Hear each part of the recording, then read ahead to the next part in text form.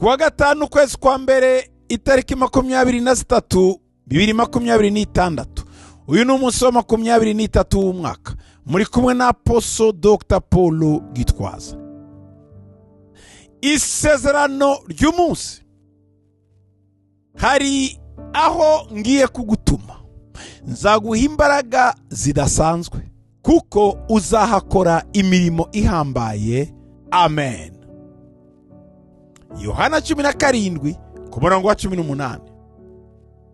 Uko wantumye mu isi nanjye niko nabatumye mu isi. Amen. Umva, uko Imana yatumye Yesu niko nabagutumye. Yagutumye mu isi, yagutumye muri abo bantu, yagutumye muri ako kazi, yagutumye aho hantu.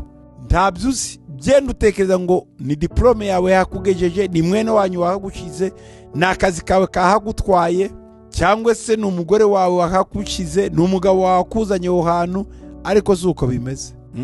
Nguko wantumye mu isi nanjye niko nabatumye mu isi.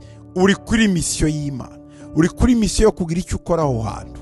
Uwo muri muriho urababaje, hari abo utanejeje, hari ubwo utagushimisha, ariko ni misiyo uriho.